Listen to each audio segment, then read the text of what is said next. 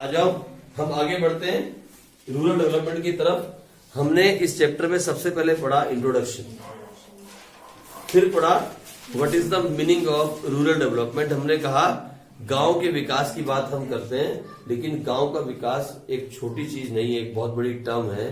इसके अंदर बहुत कुछ आता है, लेकिन हम सब कुछ नहीं पढ़ेंगे। हम तो सिर्फ 4 ही चीजें पढ़ने वाले हैं। सिर्फ 2 तरह की प्रॉब्लम को पढ़ेंगे जिसमें 4 चीजें आती हैं। एक रूरल क्रेडिट, दूसरा रूरल मार्केटिंग, तीसरा ऑप्शंस अदर देन एग्रीकल्चर और क्या वो कर सकते हैं, और चौथा ऑर्गेनिक फार्मिंग। हम 4 ही प्रॉब्लम के बारे में यहाँ कंसीडर करेंगे इस चैप्टर में, और अभी तक हम पहली ही प्रॉब्लम पे हैं, और उस प्रॉब्लम का नाम था रूरल क्रेडिट, और उसको भी हमने हिस्सों में बांटा। Why do farmers need rural credit, पहली बात। उसमें 2 पॉइंट पड़े, 2 पॉइंट। एक तो जगह बहुत छोटी है, और दूसरा वो गैप बहुत बड़ा है, सोइंग से लेके हार्वेस्टिंग का गैप बहुत बड़ा है। हमने पढ़े ना 2 पॉइंट। फिर हमने कहा which kind of loan, which kind of credit they need. हमने कहा 3 तरह का क्रेडिट, एक शॉर्ट, मीडियम, लॉन्ग। शॉर्ट मैंने 1 साल से कम, लेकिन शॉर्ट का मतलब है अपने कंजम्पशन के लिए पैसा लेना, बीजों के लिए, खादों के लिए, बिजली का बिल भरने के लिए, स्कूल फीस भरने के लिए, that is called short term loan. फिर हम आगे उसके बाद मीडियम टर्म क्रेडिट। तो हमने कहा मीडियम टर्म का मतलब होता है इक्विपमेंट्स के लिए, ट्रैक्टर के लिए, ट्रॉली के लिए, हैरो के लिए, उसके लिए पैसा उधार लेने को बोलते हैं मीडियम टर्म। और फिर हमने कहा अगर जमीन के साथ और जमीन ऐड करनी हो, एडिशनल लैंड, तो उसे कहते हैं हम लॉन्ग टर्म लैंड। यही बात पड़ी। शॉर्ट टर्म था 1 साल से कम, 6 महीने से 12 महीने के बीच में। मीडियम टर्म था 1 से लेके 5 साल, और वो था 5 साल से ज्यादा, 5 से 20 साल तक। ठीक है जी, दैट इज लॉन्ग टर्म। हमने इतनी देखो, चैप्टर रिवाइज करने के सिर्फ 5 minute, not more than 5 minutes अभी तक। ठीक है, उसके बाद हम आगे बढ़ गए। फिर हमने कहा सोर्स क्या है भैया, पैसा आएगा कहां से, ये रूरल क्रेडिट कहां से आएगा। तो हमने कहा 2 तरह के सोर्स है, एक इंस्टीट्यूशनल और दूसरा नॉन इंस्टीट्यूशनल। फिर हमने कहा पहले वो पढ़ लेते हैं, कौन सा, नॉन इंस्टीट्यूशनल। उसके अंदर आते हैं money lenders, village traders and landlords, यानी वो जमींदार, वो आड़ती और सारे लोग आ गए, 3 ही तरह के। और हमने ये भी कहा, मालूम क्या, जितना टोटल रूरल क्रेडिट चाहिए ना किसान को, उसमें 93% मालूम है कौन कवर कर रहा है, नॉन इंस्टीट्यूशनल।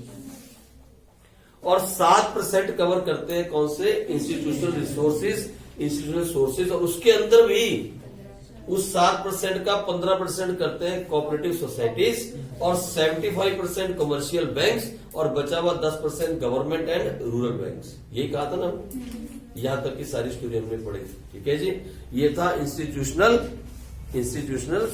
सोर्स, इसके बारे में हम पढ़ रहे थे। लेकिन ये तो इसकी इंट्रो हो गई, अब इसके डिटेल में हमको पढ़ना था। और हमने पहला कौन सा पढ़ा था, वो खत्म हो गया था, एम्स लिख दिए थे ना, बस बहुत था, है ना। पहले उसके बारे में लिखा, फिर उसके एम्स को लिखा, उसका क्या क्या एम था, क्या क्या एम थे कोऑपरेटिव सोसाइटी की। शिवानी बता देंगे अभी। हाँ शिवानी जी, बिना नीचे देखे ऊपर देख के बता दो। हाँ मैं कैसे कर लेता हूँ। हाँ बोलो बोलो, नहीं पढ़े बिना, ऊपर देख।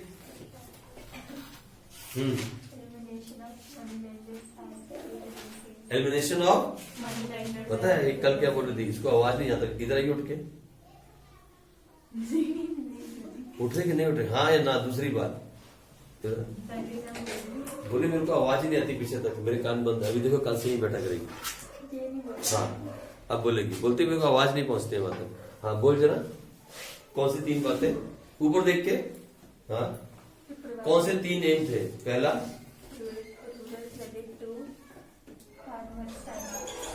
To provide credit to farmers on time, यानी जब उनको पैसे की जरूरत है, आज उसको पैसे की जरूरत है तो आज पैसा मिलना चाहिए, ये नहीं कि 6 महीने बाद मिला, यूजलेस हो गया। अच्छा दूसरा, एलिमिनेट मनी लेंडर्स।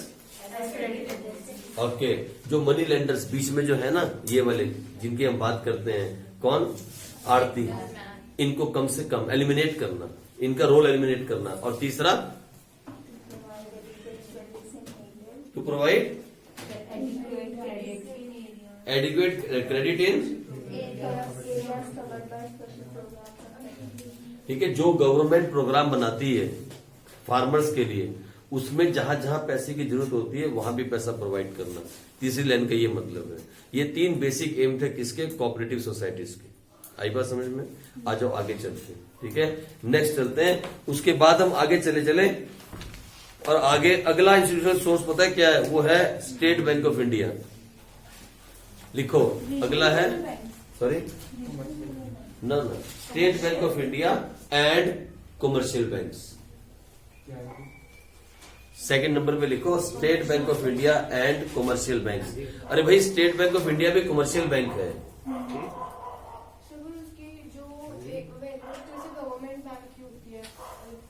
हाँ बेटे, गवर्नमेंट हो या प्राइवेट हो, कोई भी ऐसा बैंक जो कस्टमर से डायरेक्टली डील करता है उसे कमर्शियल बैंक कहते हैं।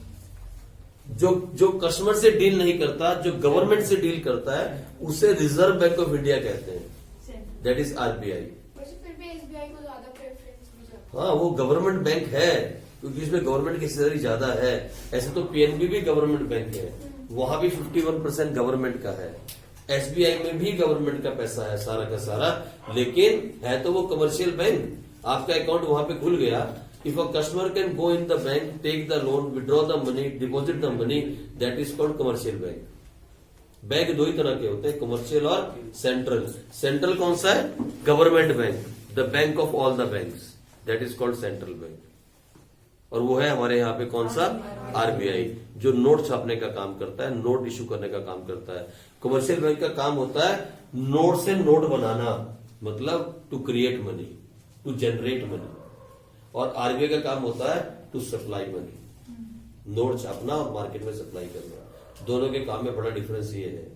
कमर्शियल बैंक का काम होता है to deal with customers directly, और आरबीआई का काम होता है to deal with government directly. Commercial bank होता है, commercial bank is called customers bank, RBI is called government bank. Government को जब पेमेंट करनी होती है, गवर्नमेंट को जब पैसा कहीं से लाना होता है, भेजना होता है, तो आरबीआई का यूज करती है। और फिर commercial bank is the son and RBI is the father of all the banks. आई बात समझ में? इतना सा डिफरेंस भी याद रखोगे तो ठीक रहेगा। आ जाओ आगे। अब हम पढ़ रहे हैं कमर्शियल बैंक का क्या रोल था। चलो तो लिखो, the state bank of India, जो सबसे पहला कमर्शियल बैंक बनाया गया ना, पता कौन सा था? State bank of India. कब? इन 1955। लिखो, the state bank of India was set up in 1955।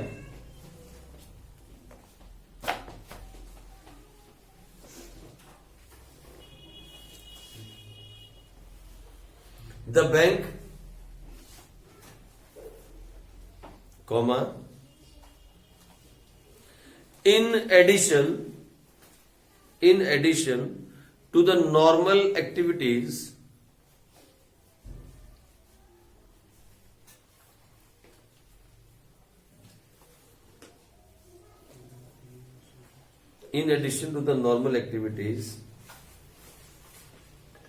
was to perform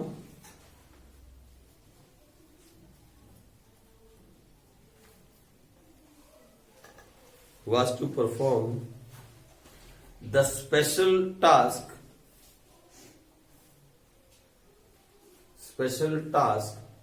of providing rural credit.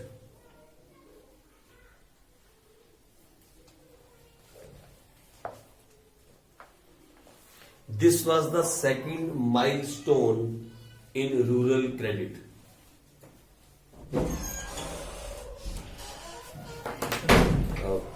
This was the second milestone in rural credit. अच्छा, पहला माइलस्टोन क्या था? फिर माइलस्टोन पता है क्या होता है? माइलस्टोन मतलब मील का पत्थर बोलते हैं ना। माइलस्टोन, बस बैठ जाओ शांत। माइलस्टोन का मतलब मील का पत्थर। भाई, पहला कौन था? पहला वाला कौन था? Cooperatives, credit cooperatives. और दूसरा क्या साबित हुआ? Commercial bank. एसबीआई को बोला गया 1955 के अंदर बैंक का सेटअप किया गया और उसे कहा गया नॉर्मल एक्टिविटी के साथ साथ एक नया टास्क दिया गया, क्या? Providing rural credit. और ये एक माइलस्टोन साबित हुआ इसके अंदर in case of rural credit. कैसे? लिखो जल्दी से। The 14 leading banks, 14 the 14 leading banks were nationalized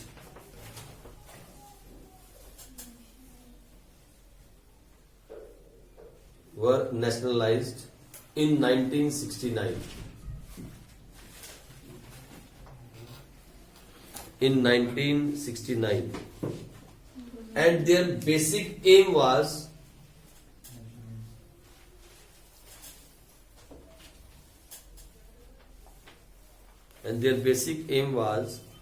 to increase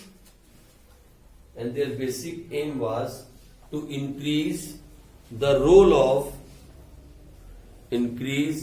of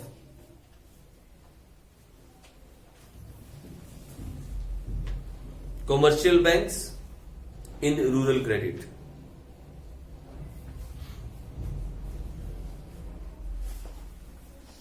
ठीक है जी।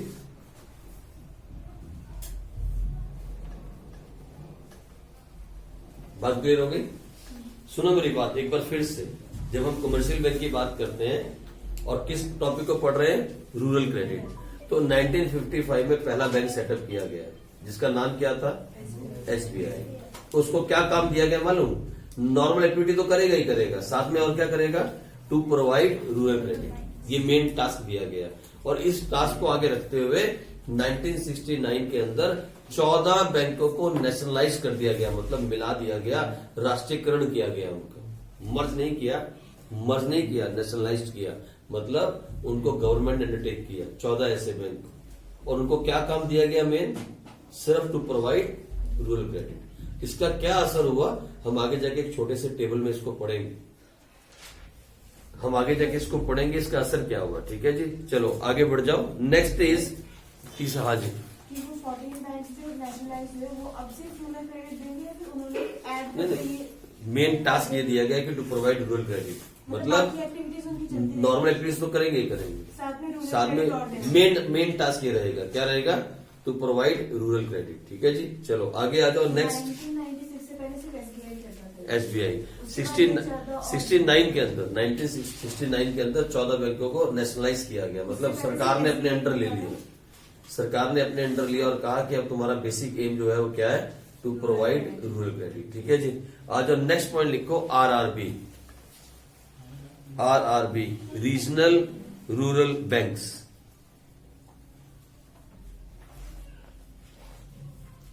इन्हें बोलते हैं रीजनल रूरल बैंक्स, आरआरबी। और साथ में एक और लिख लो, and एलडीबी, land development banks.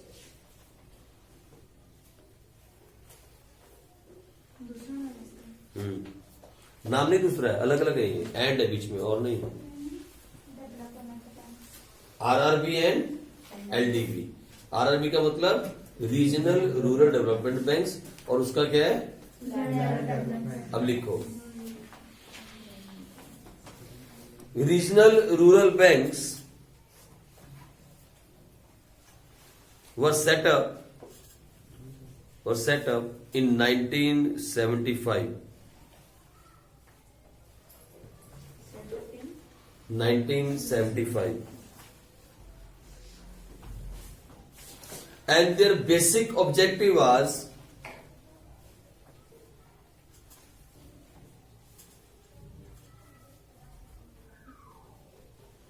providing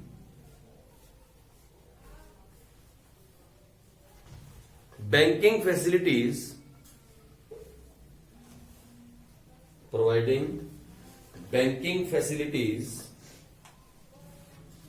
in rural areas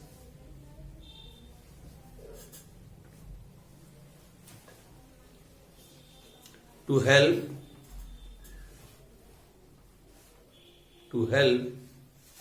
develop agriculture,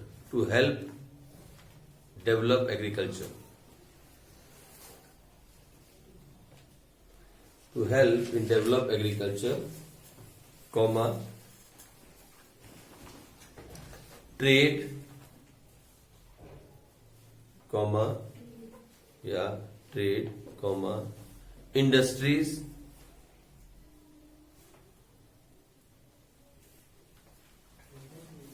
trade व्यापार इंडस्ट्रीज ईटीसी ट्रेड मैंने व्यापार ईटीसी आगे लिखो the area of operation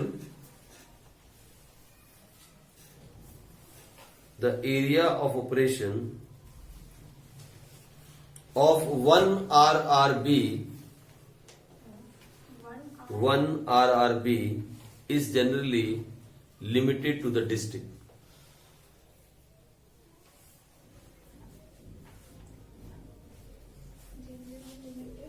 to the district एक डिस्ट्रिक्ट तक जैसे अंबाला का एक हो गया एक डिस्ट्रिक्ट है ना एक डिस्ट्रिक्ट में एक एक ठीक है जी आ जाओ नेक्स्ट लिखो अगला पॉइंट नेक्स्ट पॉइंट नबार्ड ये बहुत बार पेपर में आता है NABARD national bank for agriculture and rural development NABARD national bank कैसे होगा? नेशनल नेशनल या एन से नेशनल हो गया national bank for agriculture and rural development NABARD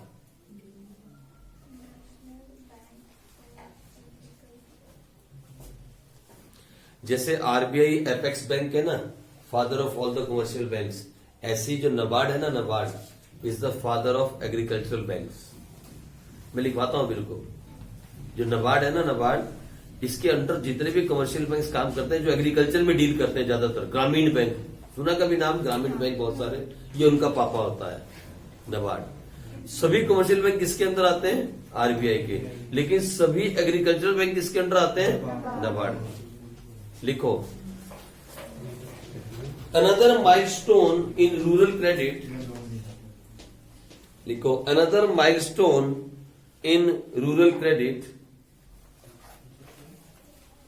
in rural credit sir ये जो है आरआरबी ये सिर्फ मतलब ये रूरल क्रेडिट के लिए और मतलब सिर्फ रूरल के लिए जैसे एसबीआई था वो मतलब ये भी और एक्टिविटीज कर रहे थे लेकिन सिर्फ रूरल एरिया के अंदर एक डिस्ट्रिक्ट में सिर्फ एक ठीक है जी जो आरआरबी वाले हैं ये नबार्ड जो है नबार्ड इन सब का फादर है अब देखो लिखवा रहा हूँ नबार्ड के बारे में क्लियर हो जाए नबार्ड भी तो आरबीआई के अंदर अंडर आता होगा हाँ आता आरबीआई के अंडर ही है लेकिन जब हम एग्रीकल्चर की बात करते हैं तो एग्रीकल्चर के छोटे छोटे बैंकों का जो मेन एपेक्स बैंक है वो नबार्ड है अभी लिखो एक लाइन समझ में आ जाएगा लिखो another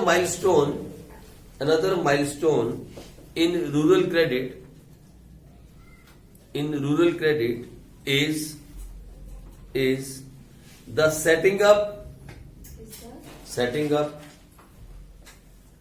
of an apex bank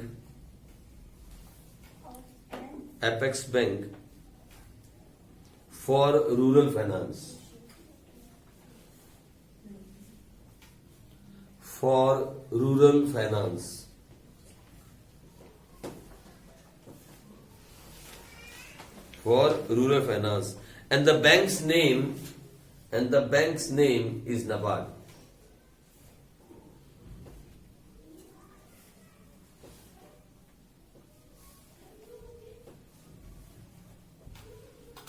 It was set up in 1982.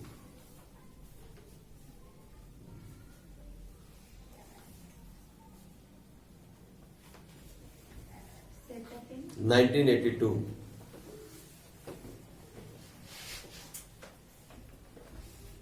The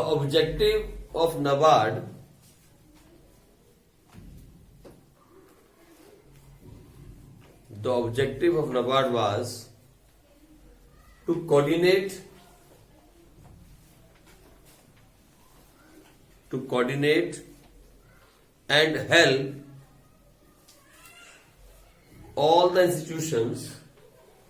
to coordinate and help all the institutions specializing in rural finance.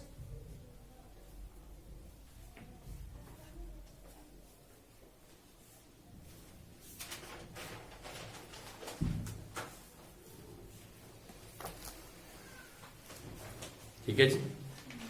अब और क्या क्या काम करता है नाबार्ड, तो एक जो छोटे छोटे काम लिखो नाबार्ड और क्या क्या करता है। NABARD is serving as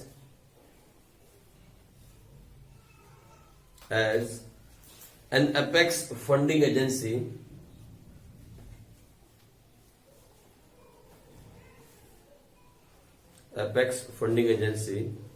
for the institutions providing credit in rural areas. Credit in rural areas. एक तो ये काम करता है नाबार्ड। सुनो, आप सीधे नाबार्ड में नहीं जा सकते if you are a farmer. मेरी बात समझे आप? जैसे आप सीधे आरबीआई में नहीं जा सकते if you are a customer, you can not go direct in the NABARD if you are a farmer. NABARD का काम है कि जितने भी बैंक रूरल फाइनेंस में काम कर रहे हैं उनको आपस में कोऑर्डिनेट करना, टाइम टू टाइम इनको पैसा प्रोवाइड करवाना। तो गवर्नमेंट जो है हर एक बैंक को पैसे नहीं प्रोवाइड करती, गवर्नमेंट पैसा किसको रिलीज करती है? नाबार्ड को। अभी नाबार्ड देखता है किसको कितना पैसा देना है, कौन से बैंक में कितने पैसे की जरूरत है। कौन से बैंक की बात कर रहे हैं? सिर्फ रूरल फाइनेंस। ठीक है जी, एक तो ये काम करता है। दूसरा लिखो नंबर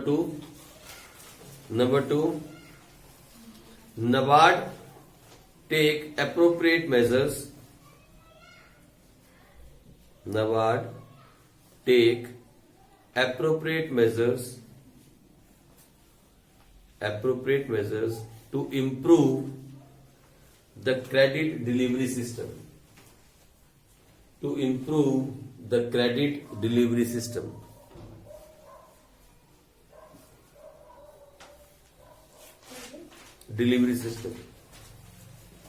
ठीक है जी, चलो ये भी खत्म हुआ, ये भी खत्म हो गया। ठीक है, अगला लिखो नेक्स्ट। आरबीआई ही देगा पैसे, लेकिन वो सिर्फ और सिर्फ किसके लिए? रूरल फाइनेंसिंग के लिए। एसबीआई हर जगह हो सकता है, हाँ, जो आरबीआई है ये डिस्ट्रिक्ट में एक इसका मेन काम ये था, रूरल सिर्फ गांव के एरिया के लिए है ना, गांव के एरिया के लिए, ज्यादातर गांव के एरिया के लिए, ज्यादातर किसानों के लिए। सारे काम जो हम पढ़ रहे हैं basically they are for rural credit. और गांव में ज्यादातर कौन होते हैं? किसान। यानी किसान तक पैसा पहुंचाने के लिए गवर्नमेंट क्या क्या कर रही है कि कैसे उन तक पैसा पहुंच जाए। भाई अब आ जाओ, एक और काम किया गया, एक बड़ा काम और किया गया। लिखो last milestone in rural credit. लिखो, हाँ अगला नेक्स्ट, ऐसे यहीं से स्टार्ट करो, बुक में नहीं ऐसे लिखवाता इसके अंदर से। The last milestone in rural credit is the introduction of Kisan card. Introduction of Kisan credit cards. पूरा नाम लिखो KCC. Introduction of Kisan credit cards. In 1988, 1998.99 मतलब उस साल में आया, जो फाइनेंशियल ईयर 98-99 के बीच में लॉन्च किए गए थे। 1998 to 1999, 1998-99 कौन से कार्ड? केसीसी, किसान क्रेडिट कार्ड। ये भी एक काम गवर्नमेंट ने किया, किसानों को पक्के कार्ड दे दिया और उसमें लिख दिया कितना पैसा लिया, कितना दिया, सब कुछ। यहां तक भी फैसिलिटी दी गई। जैसे अब डेबिट कार्ड है ना आपके, जैसे डेबिट कार्ड, क्रेडिट कार्ड, वैसे ही किसान क्रेडिट कार्ड 1998-99 के अंदर ये भी गवर्नमेंट ने किया था। अब इसमें क्या किया गया? लिखो these were issued by all the banks,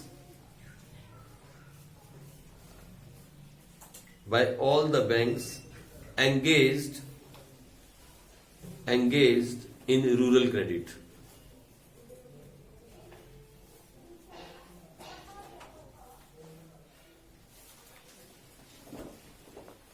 ठीक है जी, ये भी एक काम किया गया।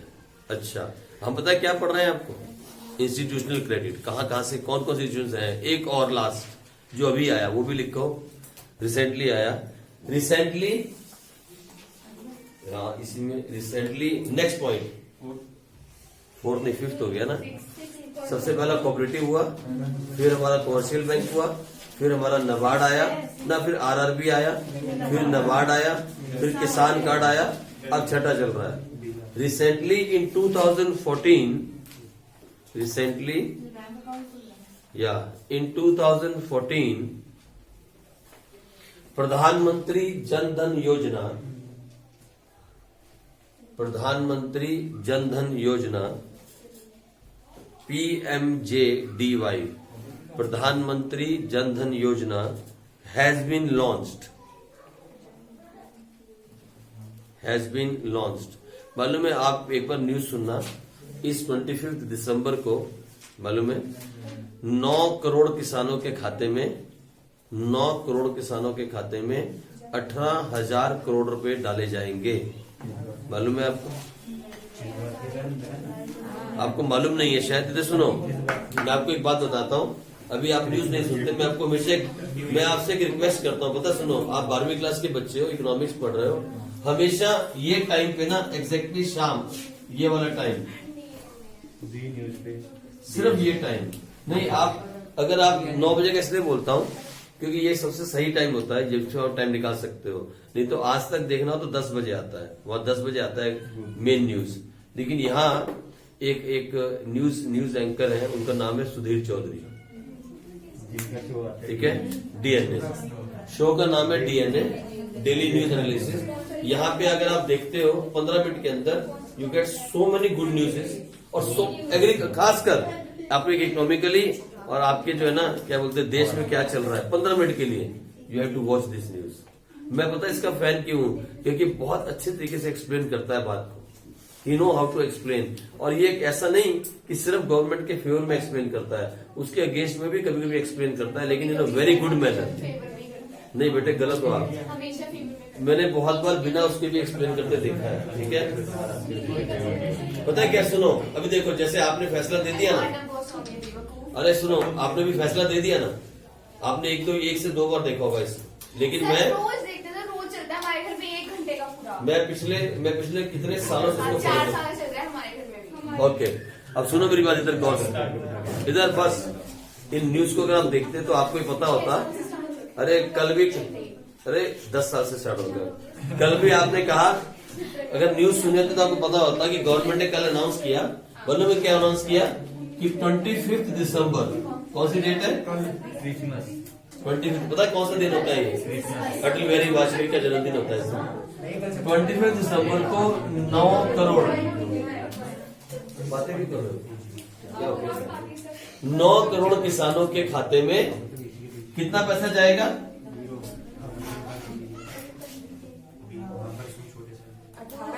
18,000 करोड़। एक को मिलेगा 2,000। मालूम है क्या है, मैं आपको बताता हूँ क्या है, आपको शायद मालूम नहीं है, सुनो, आपको मैं बताता हूँ क्या है। हर किसान के खाते में जिसकी 5 एकड़ से कम जगह है, उसके खाते में 1 साल के अंदर 6,000 रुपए डाले जा रहे हैं, 6,000, जो कि 3 किस्तों में जा रहे हैं, 2,000, 2,000, 2,000। क्वार्टरली 3 किस्तें जाती हैं और 3 किस्तों में 2-2 हजार डाले जाते हैं, और कल ये दूसरी किस्त जा रही है। ये हर बार ऐसा हो रहा है, मालूम है 2,000 बहुत छोटा अमाउंट है, it is a very small amount, but it really help somewhere. आप समझो, ये वो पैसा है जो गवर्नमेंट बिना किसी चीज के, बिना कुछ पूछे किसानों को दे रही है, और आप इसको देखना, और ये एक क्लिक के साथ सीधे उनके अकाउंट में जाएगा डायरेक्टली, कोई किसी को कैश नहीं पकड़ाएगा, सीधा उनके अकाउंट में जाता है, और उसी के लिए जनधन खाते खोले गए थे। हाँ, जाएगा उन्हीं किसानों के पास जिनका अकाउंट है बैंक में, ठीक है। सुनो, एक इतने बड़े किसान के लिए जो कि मर्सिडीज बेंज गाड़ी में बैठ के वहां पे इतना कुछ पिज्जा पूजा खा रहे हैं, उनपे 2,000 महीने नहीं लगता है, लेकिन फिर भी 2,000 रुपए गवर्नमेंट देती है एवरी क्वार्टर। और ये मतलब कब स्टार्ट हुआ था, इट स्टार्टेड इन 2016, 16 में इसका बिल पास किया गया था, सिर्फ और सिर्फ इसीलिए ताकि 6,000 रुपए की साल की हेल्प, यानी 500 रुपए महीना, 500 रुपए महीना बहुत छोटी हेल्प है, लेकिन फिर भी हेल्प तो है, फ्री फंड का पैसा है, आपने कुछ नहीं किया, आपके अकाउंट में आ रहा है। It's a tax payer money just to keep someone surviving somewhere somehow, ये इस बात के लिए दिया गया है भाई। ये फिर जाएगा भी 25 तारीख को। कल ही मैंने सुना कि 18,000 करोड़ जाने वाला है, उसकी दूसरी किस्त जा रही है 9 करोड़ किसानों के खाते में। ये नहीं कि अभी आंदोलन हो रहा है इसलिए दे रहे हैं, ये 4 साल से जा रहा है, ये 4 साल से जा रहा है, लेकिन कोई बोलता नहीं है। क्यों? इसके बारे में बोलने से भी ये लगता है कि हम भिखारी हो गए, हम पैसा ले रहे हैं। जितना भी पैसा आज तक हर किसान ने लिया है, इकट्ठा करके वापस कर देना चाहिए गवर्नमेंट को। हमें कोई फैसिलिटी नहीं चाहिए, मैं सच बोलता हूँ। हम जितने भी लोग अगेंस्ट जा रहे हैं, जो भी लोग इसके अगेंस्ट हैं, जो भी लोग फेवर में हैं, उनको चाहिए कि जो भी आज तक गवर्नमेंट से सब्सिडी मिली है, चाहे वो यूरिया पे मिली है, चाहे वो किसानों को बीज पे मिली है, चाहे उनके अकाउंट में सीधा पैसा गया है, चाहे उनका लोन माफ हुआ है, सब पैसा, पूरा का पूरा पैसा इकट्ठा किया जाए, गवर्नमेंट के टेबल पे रख दिया जाए और बोला जाए अब सारे के सारे बिल कैंसिल कर दो, और एक झटके में गवर्नमेंट कैंसिल कर देगी। मालूम है कितना पैसा बन जाएगा? ऐसे में 2 इंडिया खरीदे जाएंगे, इतना पैसा बन जाएगा। आपको मालूम नहीं टैक्स पेयर का कितना पैसा किसान को दिया गया है? How much money of tax payer has been given? नहीं, मैं इन 4-5 सालों की बात नहीं कर रहा हूं, मैं पिछले 70 साल की बात कर रहा हूं। इतना पैसा किसान को दिया गया है, इतना पैसा उनको दिया गया, लेकिन वो ऊपर नहीं आ पाए। कोशिश की जा रही है उनको ऊपर खींचने की, स्ट्रीमलाइन में लाने की, लेकिन वो नीचे जाना चाहते हैं, ऊपर नहीं आना चाहते, वो ऊपर नहीं आ पाए।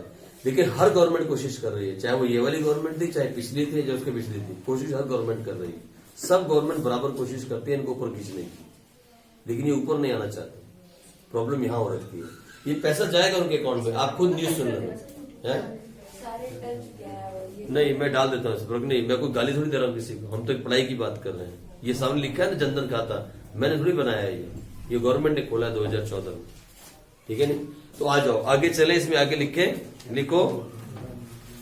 इट एम्ड, इसका एम क्या था? यहां इसी में it aimed to have at least one bank account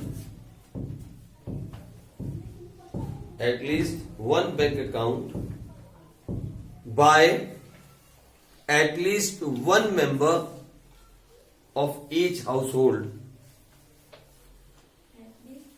One member of each household in the country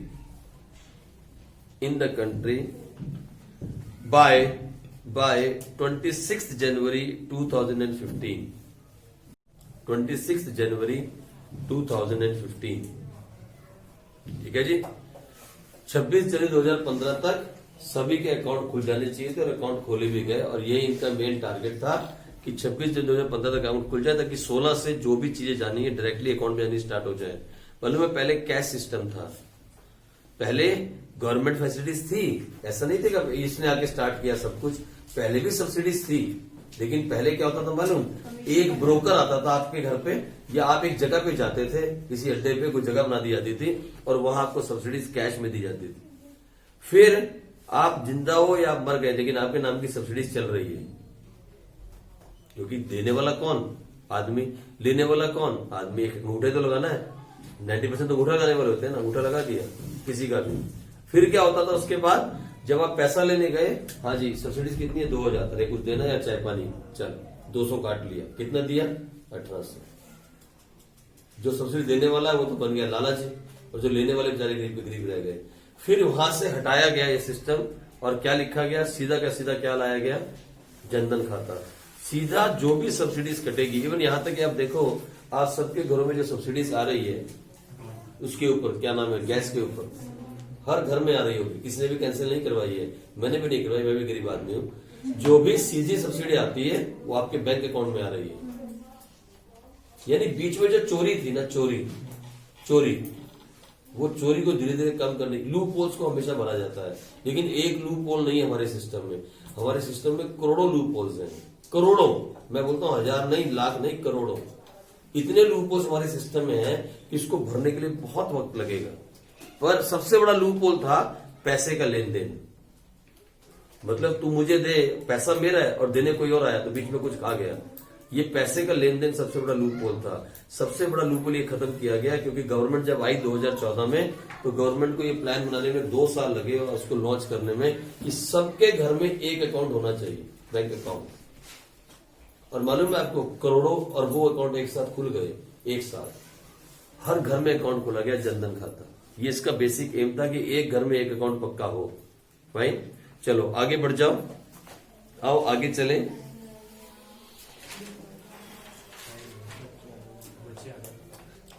आगे चलो ठीक है जी, यहीं छोड़ेंगे, कोई बात नहीं, बस यहीं छोड़ देते हैं, कल इसको हम आगे बढ़ेंगे।